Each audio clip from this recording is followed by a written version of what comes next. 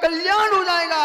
और कहीं शैलेश परमेष्ठी तुम्हें पहचानने में लग गए तो उनका अकल्याण हो जाएगा। इसलिए परमेष्ठी पहचाने नहीं और तुम परमेष्ठी को पहचानो, ये मोक्ष मार्ग है। और उल्टा होने लग जाए कि श्रावक तो दूर से नमस्ते करके जा रहा है और महात्मा सामने से आगे जी बुला रहे हैं, भैया इतना कहां से आया, कहां से आया? अरे श्याम सुंदर जी, वो तो दूर भाग रहा है और तुम पहचान बना रहे हो। मोक्ष मार्गी कौन? तुम दूर दूर से बुला रहे, भैया आओ आओ आओ। अरे बुलाने की क्या आवश्यकता है? मिस्री कभी चींटियों को बुलाती नहीं है, मिठास लाती है अपने आप में। ऐसे योगी किसी को बुलाता नहीं है, गुणों को प्राप्त होता है। घोर आश्चर्य है। पीली चिट्ठियां छपा छपा कर बुला रहे हो, पीली चिट्ठियां छपा छपा बुला रहे हो। अरे ज्ञानियों, पीली चिट्ठी छपाने की जरूरत नहीं है। पुष्प कभी पीली चिट्ठी नहीं छपाता, पुष्प अपने आप में पीला होता है तो भोरे अपने आप आते हैं। निर्गंतों का धर्म।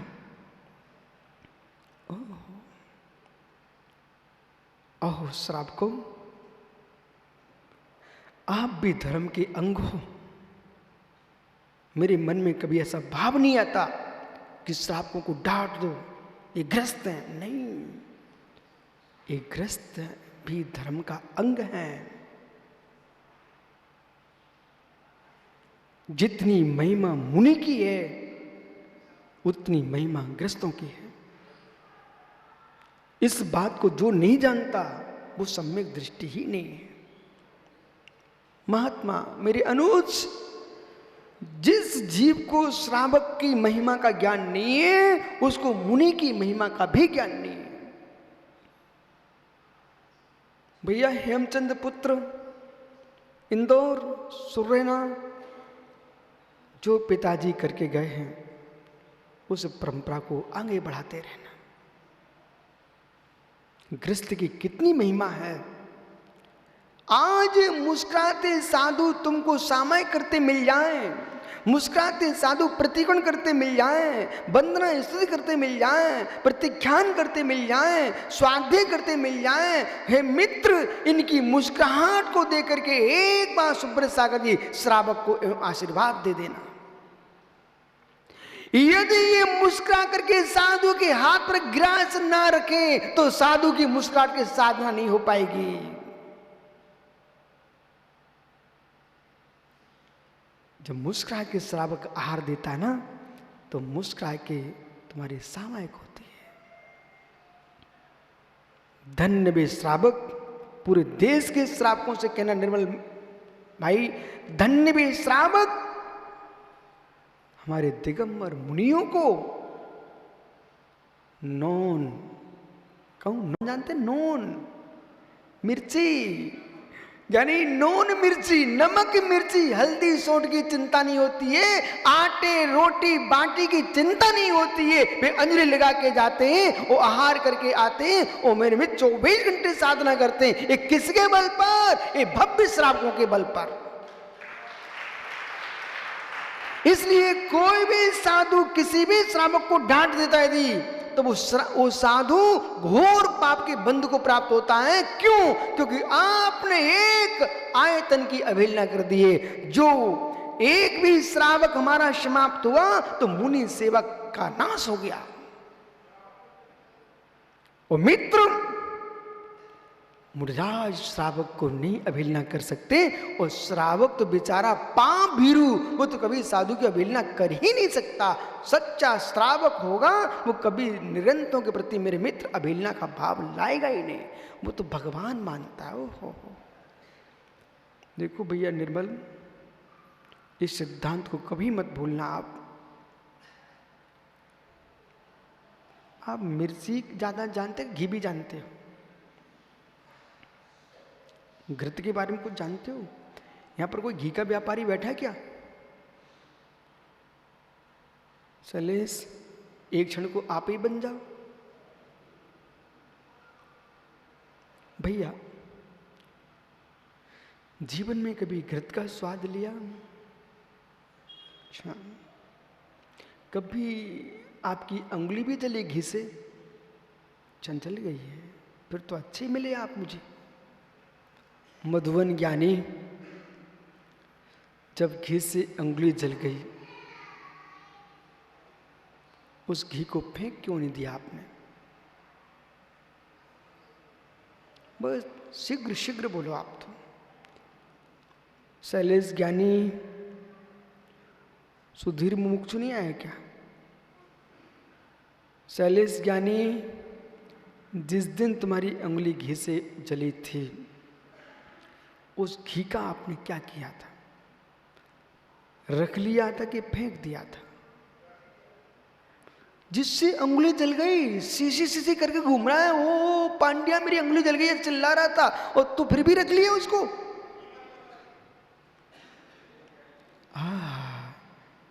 हे मेरे मित्र शैलेश भैया, अंगुली जलने पर भी तुमको घी की कीमत मालूम थी।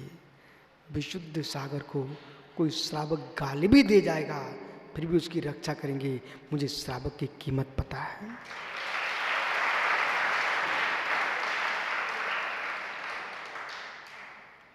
बोले क्यों स्वामी, क्यों स्वामी? मित्र, अंगुली घी से जली थी कि अंगुली अग्नि के संसर्ग जली थी? घी कभी अंगुली नहीं जलाता। घी पर अग्नि का संबंध नहीं हुआ होता तो अंगुली जल नहीं सकती थी। ऐसे हमारे श्रावक ने कहीं मुनिराज को भूल से गाली भी दे दी हो, उनकी तस्वीर भी फाड़ दी हो, मेरे मित्र उनके फोटो हटा दिए हो, उनका चित्र मिटा दिया हो, उनको जैसे मना कर दिया हो, तब भी श्रावक की गलती नहीं है। बोले स्वामी ऐसा क्यों? जैसे निर्मल भैया बिना अग्नि के संसर्ग के घी अंगुली नहीं जला सकता, ऐसे बिना किसी गैरों के भड़काए बिना कोई श्रावक साधु के प्रति ऐसा बोल नहीं सकता है। और वही घी जब ठंडा हो जाता है मित्र, तो फिर काम में आता कि नहीं आता है? शैलेश तुमने बहुत अच्छा किया, अंगुली जल गई उसके उपचार कराओ, पर घी को मत फेंकना। कमजोरी आएगी वही घी तुमको ताकत देगा। ऐसे ज्ञानी जो श्रावक तुमको अवहेलना कर रहा था, जब कमठ जैसा जीव पारसनाथ पर उपसर्ग करने के बाद उन्हीं के चरणों में सम्मित प्राप्त कर रहा है। ओ मित्र, सिंह श्यालिनी जैसे प्राणी जो मुनिराज पर उपसर्ग कर रहे थे, वही चरणों में बैठ के सम्मित प्राप्त कर रहे हैं। गुरुदत्त स्वामी के शरीर में जिसने आग लाई कपिल ने, वही कपिल ब्राह्मण उनके चरणों में हाथ जोड़ के सम्मित प्राप्त कर रहा है। इसलिए निर्मल भैया, किसी भी श्रावक को दोष मत देना। वो क्रोध में, आवेश में, भड़काऊ में आकर के बेचारा गलती कर गया है, उसकी गलती गलती मत मानो। वो भी मेरे मित्र जब ठंडा हो जाएगा, वो भी मुनिराज की भक्ति करेगा, चौका लगाएगा, नवदा भक्ति करता है। विराट हृदय चाहिए विराट ज्ञान के लिए। आज अपने हृदय में नोट कर लेने शैलेश भैया, विशाल ज्ञान चाहिए है, विराट ज्ञान चाहिए, विशद ज्ञान चाहिए, निर्मल ज्ञान चाहिए, तो बुद्धि निर्मल चाहिए। और मेरे मित्र, पंथों की दुर्गंध से आत्मा की रक्षा करना पड़ेगी।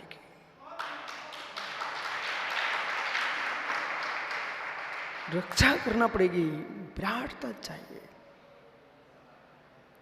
किसी को तेरा बेस दिखते हैं निर्मल, मुझे तो मात अपनी जैन समाज दिखती है। आप निर्मल एक दिन महाराज बन के आओ और एक दिन सम्मेद शिखर में आहार लेने आना और 13पंथी कोठी में आना। यहाँ के श्रावक तुमको नहीं पड़ेगा तो मेरे से बात करना। निर्मल तुम महाराज बन के आना, सम्मेद शिखर आना और 20पंथी कोठी चले जाना। यही मित्र वहाँ के श्रावक नहीं पड़ेगा तो मेरे से बात करना। स्वामी, हम पंथों में बढ़ सकते हैं पर संतों को हम दिगंबर मुनि मानते हैं। हो और आपको बोध होना चाहिए, आपको बोध होना चाहिए भगवती जिनवाणी क्या है। आप तो पग मनलंग मत दृष्टि विरोधकम तत्वोपदेश कृत सार्वम शास्त्रम का पथ घटनम। अब वो चाहे चांदी पे लिखी हो, चाहे सोने पे लिखी हो, चाहे ताम्र पत्र पर लिखी हो, चाहे रजत पत्र पर लिखी हो, चाहे मेरे में ताड़ पत्र पर लिखी हो, चाहे कागज पर लिखी हो, चाहे भोज पत्र पर लिखी हो, चाहे पृथ्वी पर लिखी हो, मिट्टी पर लिखी हो, जहां लिखी हो, लेकिन होना चाहिए आपकी वाणी, वो हमारी जिनवाणी है। कुछ लोग मैंने देखा शैलेश भैया, सोने की प्रतिमा दिखे तो ज्यादा नमस्कार करते हैं, बोले मोतियों की, मड़ियों की, मूंगा की, पुखरात की। मित्रों, मुझे तो तुम सामान पत्थर के भगवान दिखा दो, लेकिन वीतरागी होना चाहिए, विशुद्ध सागर नमस्कार करने को तैयार है। और सोने की मूर्ति में भी रंग बिरंग वस्त्र आभूषण दिख रहे हैं, तो सोने की बना के लाओ, हीरे जड़ा के लाओ, लेकिन विशुद्ध सागर सिर टेकने वाला नहीं है। मुझे भीत रखता पाइजे, भीत रखता चाहिए। इसलिए हम रत्नों के पुजारी नहीं है, हम रत्नात्र धर्म के पुजारी हैं। सोने चांदी के पुजारी नहीं है कि सोने के लोटे, सोने के सिंहासन के पुजारी नहीं है, न सोने के भगवान के पुजारी है, हम तो बीतरागी भगवान के पुजारी हैं। अब शैलेश देख लें भैया, जिसको झुके सो झुकते रहें, चाहे सोने को नमस्कार करो, चाहे चांदी को नमस्कार करो। मैं धातुओं को नमस्कार नहीं करता हूं, मैं जड़ धातुओं को वंदना नहीं करता हूं, जड़ धातुओं को नमस्कार नहीं करता हूं, मैं मात्र मात्र मात्र चैतन्य धातु को नमस्कार करता हूं। चैतन्य धातु स्वरूपोहम।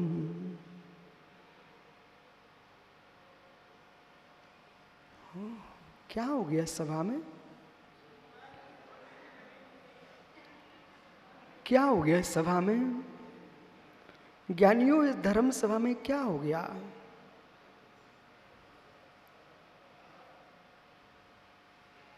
ए मस्तिष्क झुकेगा तो वीतरागता पर, न कि सोने को, न चांदी को, न मणियों को, न मोतियों को। अशोक बिजपुरी भले प्रभावित हो जाए करोड़ों लाखों को देख करके, एक करोड़ों को देखता नहीं है, ये मात्र सत्यार्थ को देखता है। मुझे सत्यार्थ बोध चाहिए, करोड़ का बोध नहीं चाहिए। इसलिए मैंने लिखा सत्यार्थ बोध सुब्रत साई, नाम भी इसलिए दिया सत्यार्थ बोध। लोगों को सत्यार्थ का बोध होना चाहिए, निर्मल। इस सत्यार्थ बोध ग्रंथ को जरूर पढ़ लेना आप, और दूसरों को पढ़ा लेना। इसलिए बोले जगत में असत्यार्थ का बोध करते करते कलयुग में आ गए। इस कलयुग से बचना चाहते, आगे छठवें काल से बचना चाहते हो, तो सत्यार्थ के बोध को प्राप्त करो। विराजो शैलेश भैया, ज्ञानी बैठो। धन्य वीर ऋषिराज जो नहीं जाते चेहरा देख करके। अब भैया गाथा का अर्थ तो मैं उल्टा नहीं कर सकता, क्योंकि मेरे अंदर दुनिया से तो निर्भीक होने की योग्यता है। मैं दुनिया से डरता नहीं हूं, लेकिन जिनवाणी के विपरीत कथन से मुझे इतना डर लगता है, इतना डर लगता है, क्योंकि निगोद चला जाऊंगा। जिनवाणी के विपरीत नहीं बोल सकता हूं। अब पंडित जी बनारसी को चाहे अच्छा लगे चाहे बुरा लगे, लेकिन जिनवाणी तुमको बुरी नहीं लगना चाहिए, जिनवाणी आपको बुरे जैसी लगना चाहिए। क्या लिखा यहां पर? स्वातम झांझरी, जब महाराज बन जाएगा ना तू, तो ये देखेगा शोकानंद साड़ी कहाँ खड़ा, वहां पहुंच जाऊं। ये देखेगा ओहो मेरे झांझरी परिवार के कहाँ का दिख रहे हैं, वहां जाऊंगा। ये देखेगा कहाँ पर चौधरी जी खड़े हैं, कहाँ पर मेरे मित्र संगी जी खड़े हैं। ये देखेगा कि बेटा, ये देखेगा कहाँ प्राशुक आहार है, वो प्राशुक विधि है, वहां जाऊंगा। कि ऐसा करेगा कि 4 दिन पहले कह जाएगा सुकानंद भाई, गुरुजी 5 करोड़ देंगे, तो 5वें दिन पहुंच गए झांझरी सागर। हे स्वातम सागर जी, इससे तुम पैसा तो इकट्ठा करा सकते हो, परंतु दिगंबर मुनि की चर्या पर श्रद्धा नहीं बढ़ा सकते हो। पैसा इकट्ठा तुम जरूर करा दोगे, कोई प्रभाव होगा तुम्हारा तो, लेकिन गरीबों से पूछना जो महीनों महीनों खड़े थे, हे स्वामी नमोस्तु नमोस्तु, तुम 2 दिन को आ गए, 4 दिन को आ गए, चेहरा दिखा के आ गए, वे महीनों महीनों से बेचारे हाथ जोड़े खड़े थे, उनकी श्रद्धा का क्या होगा? बेटा बेटा उनका पुण्य कमजोर है, उनका पाप कमजोर है, पुण्य गाढ़ा करो, ये सब माया की भाषा मुझे से सुन चुका हूं। पंडित जी पुण्य गाढ़ा पतला हो सकता है, पर श्रावक की नब्दा भक्ति गाढ़ी पतली नहीं होती है।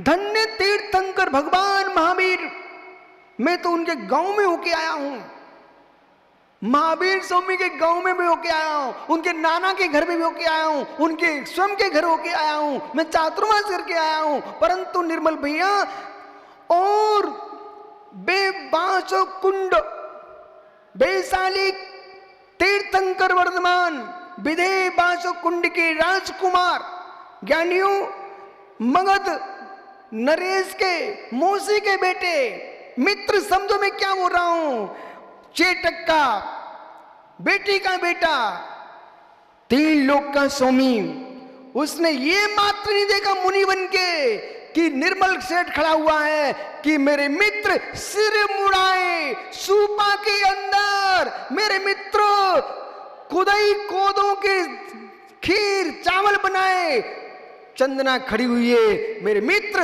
उन्होंने नहीं देखा हथकड़ी बेड़ी पड़ी हुई है, पर वर्धमान तो विधि लेके निकल गए थे कि जहां मेला के सिर मुड़ा हुआ हो, हथकड़ी बेड़ियों पड़ी हो, वो एक पैर बहा एक भीतर आंखों में आंसू हो, उसके यहाँ आहार करने जाएंगे। मेरे मित्र वर्धमान तो चंदना की हथकड़ियां छुड़ा के आ गए और राम सबरी के बेर खा के आ गए, और ये स्वातम झांझरी कहता सेठ होंगे वही जाऊंगा मैं। मित्र तुम्हारा नाम महावीर के सामने नहीं आ पाएगा। रामायण में हिंदू दर्शन में लिखा है कि सबरी के जूठे बेर भी राम ने खा लिए। मैं वैदिक दर्शन से बोल रहा हूं। मित्र जैन दर्शन में लिखा है कि चंदनबाला को किसने, मैं चंदनबाला के गांव होके आया हूं। सुब्रसाई कौन सा गांव था? चंदनबाला, जिस नगर में भगवान महावीर का आहार हुआ, चंदनबाला ने आहार दिया है। चंपाइन नाम का नगर है। वो चंपाइन नगर के दर्शन करने के भाव हो आपको तो जरूर जाना। वहां के मंदिर में इतनी सुंदर अरहंत की प्रतिमा है, बहुत सुंदर प्रतिमा है।